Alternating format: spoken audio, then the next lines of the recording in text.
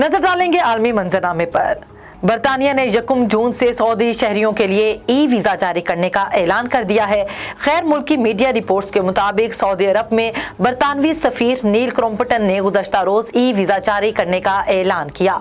बरतानवी सफीर नील Crompton के मुताबिक Saudi शहरी इलेक्ट्रॉनिक वीज़े के लिए अब ऑनलाइन दरखास्त भी दे सकेंगे। बरतानवी सफीर का कहना है कि ई वीज़ा 6 माह क़याम के लिए कारआमद होगा। नील क्रॉम्पटन के मुताबिक ई वीज़ा इक़दाम 2 तरफ़ा ताल्लुकात को फ़रोग़ देने के लिए किया गया है। रिपोर्ट्स के मुताबिक बरतानिया की जानिब से बहरीन के शहरियों को भी 1 जून से ई वीज़ा फराहम करने का ऐलान किया गया है। भारत में 50 साल शख्स को अपनी 24 और 18 साल बेटी से ज्यादती के इल्जाम में गिरफ्तार कर लिया गया। भारतीय मीडिया रिपोर्ट्स के मुताबिक रियासत उत्तर प्रदेश के शहर मीरठ के इलाके अब्दुल्लापुर में पुलिस ने मुतासरा बेटियों की वालिदा की जानिब से शिकायत दर्ज करवाने पर 50 साल बाप को अपनी 2 बेटियों के साथ ज्यादती करने के इल्जाम में गिरफ्तार किया। इतला के मुताबिक 48 साल माह का कहना है कि उसकी 5 बेटियां हैं, जिनमें से 2 शादीशुदा है। एक की उम्र 18 साल है जबकि बाकी 2 नाबालिग हैं।